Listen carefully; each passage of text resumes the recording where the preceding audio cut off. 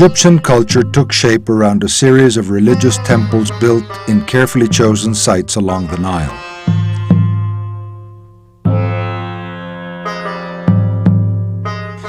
For the Egyptian priests, all forms in the universe grow outwards and need a container to protect their development. The temples were the receptacles that allowed the development of their civilization. Each temple manifested a different kind of understanding of the universe, a different fundamental principle, and was used to communicate it to their people to produce an evolution of consciousness. Each temple played the role of a different organ in the country's body with a different function, devoted to teaching and exploring a different religious topic. In that way, they understood the houses of God. For thousands of years, the frontiers of the kingdom were respected by all empires of Asia. The pharaohs of Egypt, who were initiated by the priests of the Eye of Horus, never wanted to conquer other territories, and the country was a haven of peace. The end of the empire began with the disappearance of their highest priests in the Red Sea crossing while in the pursuit of Moses. He was one of their last high initiates. The empire ended in the chaos, the destruction of their temples, and the extermination caused by the Persian Cambyses II. When Ciro died, the king of the largest kingdom of Asia, who maintained a peaceful and respectful relationship with Egypt, his son, Cambyses II, rose to the command of the most powerful army at the time. A cruel and brutal tyrant who hated the wisdom, stability, and power of the pharaohs was obsessed with proving that his gods were more powerful. He invaded Egypt in the year 525 BC.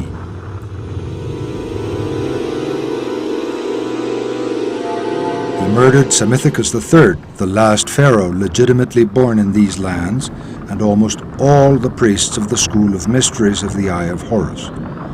The temples were destroyed, and the papyrus with stored wisdom of many generations were burnt.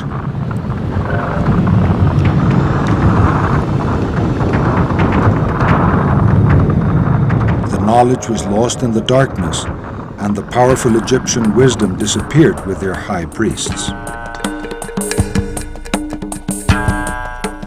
Cambyses II established a ruthless oppression that lasted 200 years, until the arrival in the year 332 BC of Alexander the Great, who was received as a savior by the Egyptians. Alexander ordered the reconstruction of the temples, and after his death, Ptolemus I, one of his generals, began the Ptolemaic dynasties that reigned for almost 300 years. The temple devoted to Hathor, originally built in Dendera in the year 5400 BC, was reconstructed by the Macedonian kings as a pious method to make their power legitimate. In one of the subterranean crypts, hieroglyphics were found that demonstrate that it was reconstructed exactly following the ancient plans and designs left by the wise priest Imhotep. The religious complex of Dendera is located on the 26 degrees north latitude. An ancient road that leads to the Red Sea began there. A little to the south, thousands of years after the foundation of the temple, Thebes, the capital of the new kingdom, was built. A ceremony called Put-Ser took place on a starry evening of a summer solstice at the dawn of their civilization, in an area over the Nile, carefully chosen because of its direct relationship to certain stars. The Pharaoh of Egypt and the supreme priest of the mystery school of the Eye of Horus, surrounded by all their people, located a group of stars over the north pole of the planet. They called it the constellation of Tuaret, and its symbol was a red hippopotamus mother.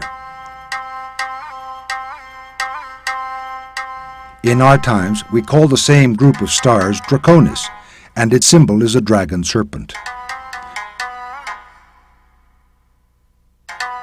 most brilliant of all was Alpha Draconis, the star that in that era was located exactly over the axis of the planet, and that 4,320 years after was replaced by Polaris, the one which currently guides our navigators. The movement of the solar system in its revolution around the center of the galaxy determines that during that cycle of 25,920 years, 6 different stars would shine over the pole.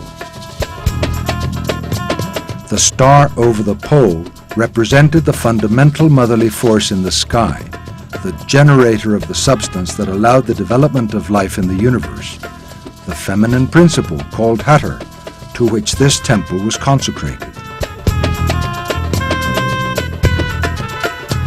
The pharaoh and the supreme priest oriented a line between 2 stakes towards Alpha Draconis. The priestess, with a gold mallet, nailed the stakes lining up the direction of the temple's axis.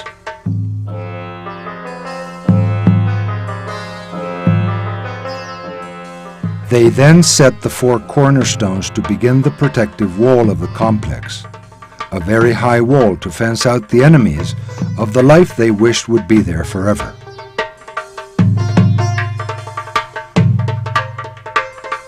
The principal door was located northward, the last of a series of aligned doors that, departing from the Sancta Sanctorum of Hathor's temple, framed the sky segment where Alpha Draconis appeared, making it easy to find it and systematically register its movements during the night. That same night, but facing west, they located another star at 90 degrees to the previous one. They called it Sirius, and was the symbol of Isis in the sky. In her honor, they built a second temple with its axis and the second door in the wall of the complex aligned in the star's direction. The door of the temple of Isis framed the sector of the sky where Sirius rose, with the sun trailing her, and appeared on each 21st day of June, day of the summer solstice.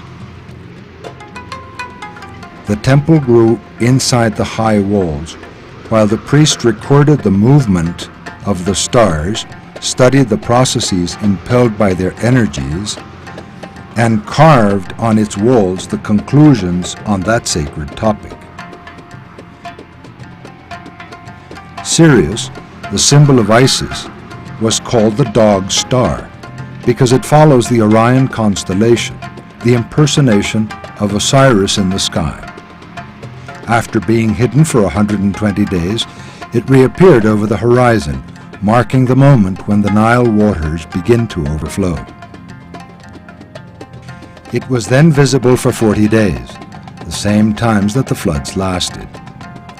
Because of this synchronicity, Cyrus became very important and was used to divide the year in 3 periods called tetramens, determined by the flood of the Nile. The New Year's festivities began when the Nile overflowed and Sirius reappeared in the sky. Once the star disappeared, the river recovered its normal levels.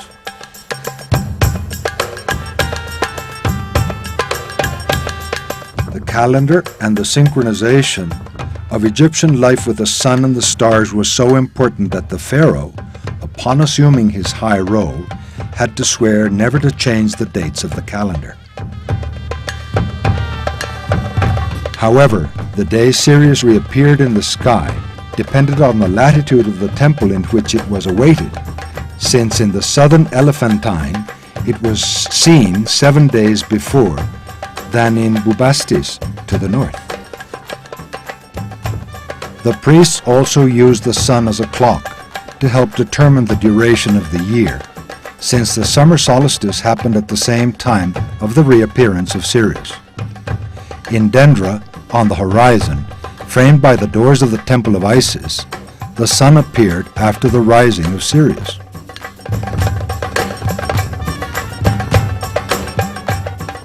At dawn, the day of the summer solstice, Sirius and the sun signaled like a cosmic clock the beginning of the Egyptian New Year. In a ceremony in the attic of this temple, the new fire for all the country was lit.